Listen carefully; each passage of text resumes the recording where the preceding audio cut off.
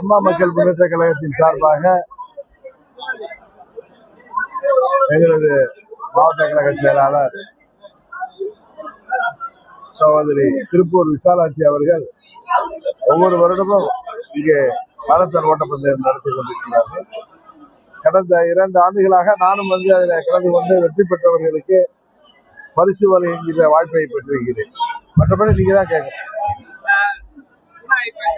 அரசியல் சூழ்நிலை இதை வந்து நீங்க எப்படி பாக்குறீங்க? போயிட்டே இருக்காங்க, விஜய் கூட வந்து தொடர்ந்து சேர்ந்துட்டு இருக்காங்க.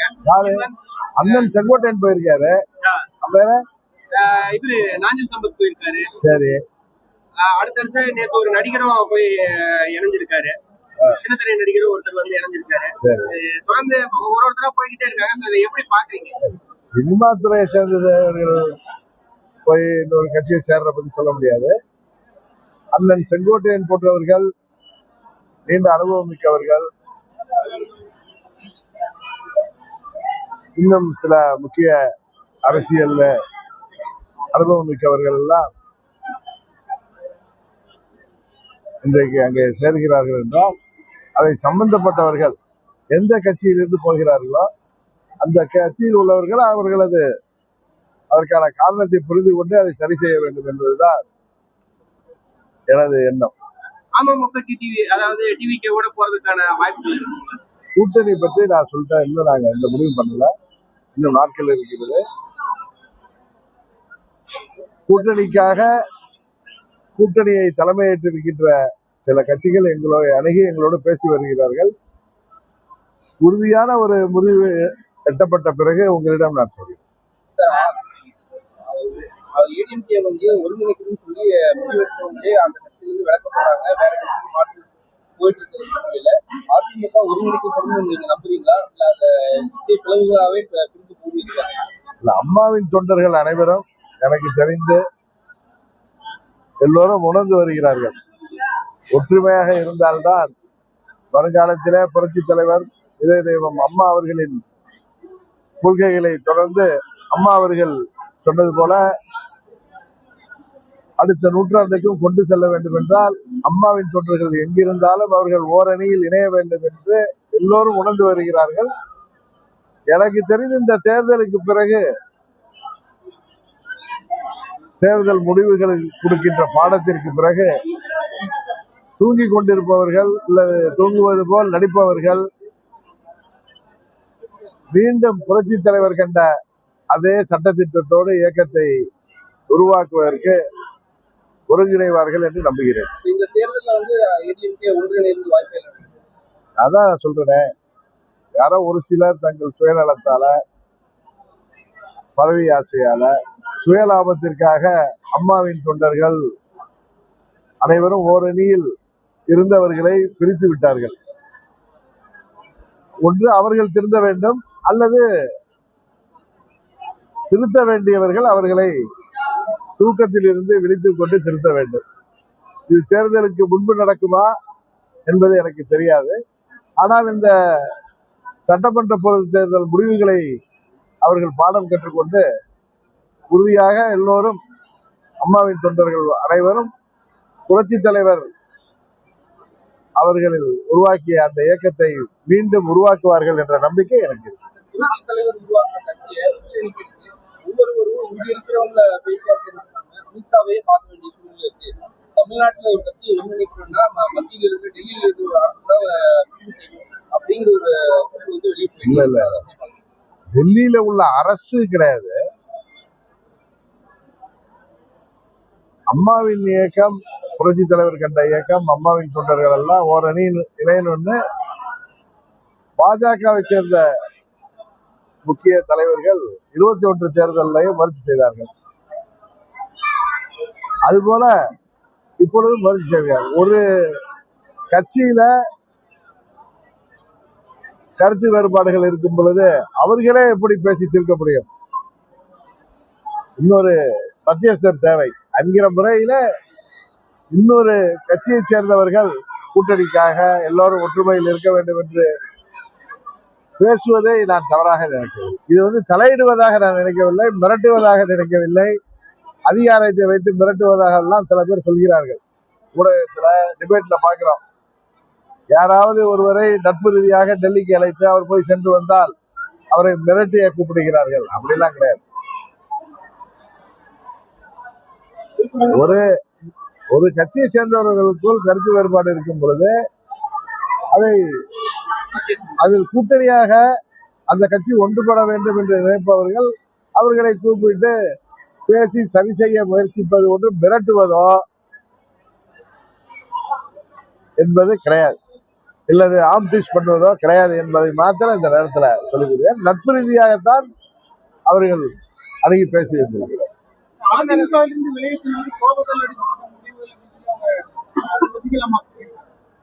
அவங்களுடைய கருத்து நானும் தொலைக்காட்சியில பார்த்தேன். அண்ணன் செங்கோட்டையன் அவர்கள் 53 ஆண்டுகள் அந்த இயக்கத்துல புரட்சி தலைவர் காலத்திலிருந்து கடந்த 3 மாதங்கள் வரை அங்க இருந்தவர் தான். 21 தேர்தலுக்கு பிறகு, 24 பாராளுமன்ற தேர்தலுக்கு பிறகு எல்லோரும் ஒற்றுமையாக இருந்தால்தான் மீண்டும் அம்மாவின் கட்சி ஆட்சிக்கு வர முடியும், அம்மாவின் தொண்டர்கள் ஒன்றிணைய வேண்டும் என்ற முயற்சி எடுத்தார். அதை விரும்பாதவர்கள் அவரை கட்சியை விட்டு நீக்கிறார்கள். அதுக்காக வீட்டில் போய் படுத்துட்டு இருக்க முடியுமா? அவர் 50 ஆண்டு அனுபவம் உள்ளவர், இன்னும் இளைஞரை போல சுறுசுறுப்பாக இந்த 78 வயதிலும் தேனி போல் செயல்படக்கூடியவர். அவர் போய் வீட்டில் போய் படுத்துட்டு இருக்க முடியாத போர்வையை போட்டுக்கிட்டு.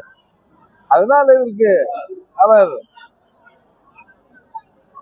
அந்த தவறுகளை செய்பவர்களை திருத்துவதற்கு நாம் ஒரு வழியிலே முயற்சி செய்தால் அவர் வேறு ஒரு வழியிலே சென்றிருக்கிறார் என்றுதான் அதை எடுத்துக்கொள்ள வேண்டுமே தவிர அவர் கோபதாபத்தில் எடுத்த முடிவாக நான் கருதவில்லை. 2 மாதங்களாக அவர் பொறுத்திருந்து நன்கு ஆலோசித்து, இன்னொன்று உங்களுக்கு எல்லாம் தெரியும், நீங்களாம் அந்த பகுதியை சேர்ந்தவர்கள், அண்ணன் செங்கோட்டையன் அவர்கள் ரொம்ப நிதானமானவர், மென்மையானவர். அவர் நிதானமாக யோசித்துத்தான் அந்த முடிவை எடுத்திருக்க வேண்டும் என்றுதான் நான் நினைக்கிறேன். அதிமுக விலகிட்டு ஆலமரத்திலிருந்து இலைகள் போல, அதனால அதிமுக பாதிப்பு கிடையாது.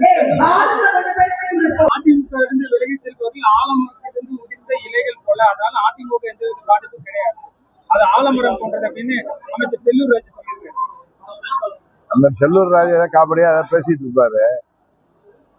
இலைகள் உதிர்ந்து போச்சுன்னா அதை பத்தி நீங்களாம் கேட்க போறது இல்லை. பல விழுதுகளாக இருப்பவர்கள், அந்த மரத்திற்கு உறுதியை கொடுப்பவர்கள், இன்றைக்கு செங்கோட்டையன் போன்றவர்கள், இது போன்ற பல பேர் இன்றைக்கு விருதுகளாக இருக்கக்கூடியவர்கள் தான் போயிருக்காங்க. அதை அவருக்கு அது புரியலன்னு நினைக்கிறேன். சரி, காலம் அவருக்கு புரிய வைக்கும். 16ஆம் தேதி விஜய் ஈரோட்டுக்கு வந்து பிரச்சாரம் செய்யறதுக்கு அனுமதி கோரியிருக்காங்க. தமிழ்நாடு அரசு அவங்களுக்கான அந்த அனுமதியை வழங்குவது நினைக்கிறீங்களா? உறுதியாக அந்த நாம்ஸ் எல்லாம் பின்பற்றினா உறுதியாக கொடுக்கலாம் செய்வார். தமிழக அரசு நடவடிக்கை நீங்க எப்படி பாக்குறீங்க? இல்ல, நான் அதுல அரசாங்கத்தோட நடவடிக்கை எல்லாம் தாண்டி பொதுவாக தமிழ்நாடு ஒரு அமைதி பூங்கா. இங்க நாம் எல்லாரும் மதங்களை கடந்து, ஜாதிகளை கடந்து, உறவினர்களாக, நண்பர்களாக இங்கே வாழ்ந்து கொண்டிருக்கிறோம். இங்க சமுதாய நல்லிணக்கம், மத நல்லிணக்கம் இதெல்லாம் அடிப்படையா இருக்கு. பெரியார் போன்ற சமூக சீர்திருத்தவாதிகள் நம்மிடையே பிளவு இல்லாமல் எல்லோரும் சமம் என்கிற கொள்கையோடு இங்கே வாழ்ந்து கொண்டிருப்பவர்கள். இதுல மத நல்லிணக்கத்திற்கோ, தமிழ்நாட்டின் அமைதிக்கோ, கடவுளின் பெயரையோ, மதத்தின் பெயரையோ, ஜாதியின் பெயரையோ யாரும் பயன்படுத்தி சுமூகமாக தீர்க்கப்பட வேண்டிய விஷயங்களை அதை அரசியல் படுத்தி தேவையற்ற பிரச்சனைகள், கலவரங்கள் உருவாகாமல் அனைத்து கட்சிகளை சேர்ந்தவர்களும், நாங்கள் உட்பட எல்லா கட்சிகளை சேர்ந்தவர்களும், இயக்கங்களை சேர்ந்தவர்களும், அமைப்புகளை சேர்ந்தவர்களும் பொறுப்போடு செயல்பட வேண்டும் என்பதுதான் அம்மா மக்கள் முன்னேற்ற கழகத்தின் நிலைப்பாடு. இதுதான் தமிழ்நாட்டு மக்களின் விருப்பம் கூட. ஜாதி மதங்களை கடந்து நாம் எல்லோரும் இங்கே அமைதியாக ஒரு சுமூகமான நிலை நிலவ வேண்டும் என்பதுதான் எல்லோருடைய விருப்பம். அதை அரசாங்கமும் சரி, நீதிமன்றமும் சரி அதை சரியாக செய்வார்கள் என்று நான் நம்புகிறேன். நான் கூட அன்னைக்கு சொன்ன, அதை சரியாக புரிந்து கொள்ளாமல் சில ஊடகத்துல தினகரன் 5வது அணி உருவாகும் என்று சொல்வதாக அவர்கள் தவறாக புரிந்து கொண்டிருக்கிறார்கள். 4 முனை போட்டி தான். யார் யார் இருப்பாங்க? அதுல உள்ள கட்சிகள், இப்போ ஒரு கூட்டணியில் உள்ள கட்சிகள் நீங்கள் எதிர்பாராத விதமாக வெற்றியை நோக்கி அவர்கள் அணிவகுப்பார்கள் என்பதுதான் நான் அனுமானிக்கிற செய்தி. 4 அணி எது எது? 4 அணி தான் உங்களுக்கு தெரியுமா? அப்புறம் என்ன புதுசு திருப்பி கேட்டுருக்கேன். 4 அணி நீங்களே சொல்லுங்க. ஏதாவது 4 அணி இருக்கு. அவர் சீமான் அவர்கள் தனித்து போட்டிடுவேன்னுக்கிறாங்க. அது இல்லாம 3 அணி இருக்கு. ஆளும் திமுக கூட்டணி, என்டிஏ கூட்டணி, விஜய் தலைமையில ஒரு வலுவான கூட்டணி அமைகின்ற வாய்ப்பு இருப்பதாக எனக்கு செய்திகள் வருகின்றன. நான் ஏதாவது 4 அணினா உடனே அதோட போவீங்களா? அதோட அப்படி இல்லை. நான் யாரோட போறதை பத்தி எந்த முயற்சி முடிவும் எடுக்கவில்லை. என்னோடு கூட்டணிக்கு தலைமை ஏற்றிருக்கின்ற சில கட்சிகள் எங்களோடு பேசிக் கொண்டிருக்கிறார்கள். அது இறுதி வடிவம் அடைந்த பிறகு உறுதியாக உங்களுக்கு ஒரு அம்மா மக்கள் முன்னேற்ற கழகம் ஒரு அரசியல் இயக்கம், ஒரு கூட்டணியில நாங்கள் எங்களுக்கு தகுதியான வேட்பாளர்கள் போட்டியிட வேண்டும் என்கிறது இயற்கையான ஒரு எதிர்பார்ப்பு தானே. வேற ஒன்றும் கண்டிஷன்லாம் யார்கிட்டையும் நாங்கள் போடுகின்ற பழக்கங்கள் கிடையாது. நட்பு ரீதியாக பேசி சுமூகமாக அதை முடித்துக் கொண்டு உறுதியாக அம்மா மக்கள் முன்னேற்ற கழகம் இடம்பெற போகின்ற கூட்டணி தான் வெற்றி பெறும் என்பதை மாற்றம் திரும்ப திரும்ப சொல்லிக் கொண்டிருக்கிறேன். யாருங்க? இன்றைக்கு மாலை கோயம்புத்தூர்ல நிர்வாகிகள் ஆலோசனை கூட்டம், நாளைக்கு இங்க திருப்பூர்ல நிர்வாகிகள் ஆலோசனை கூட்டம், திரும்பவும் கோயம்புத்தூர்ல 9ஆம் தேதி 2 தொகுதிகளில நிர்வாகிகள் ஆலோசனை கூட்டம். தேர்தலை நோக்கி எங்கள் கிளைக்கழகம் முதல் அனைத்து நிலை நிர்வாகிகளையும் தேர்தலுக்காக அவர்களை தயார்படுத்துவதற்கான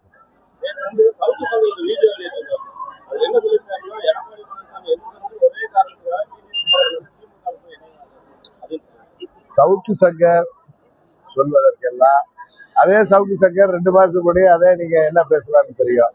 அதனால அவர் சொல்வதற்கெல்லாம் எனக்கு நல்ல நண்பர் தான், எனக்கு அறிமுகமானவர் தான். அவர் எதற்காக அப்படி பேசுறாருன்னு தெரியல. அவர் ஒரு ஆதரவு நிலை எடுத்திருக்கிறதுனால எல்லாரும் எடுக்கிற அவசியம் இல்லை. எங்க நிலைப்பாட்டை அவர் புரிந்து கொள்வார்.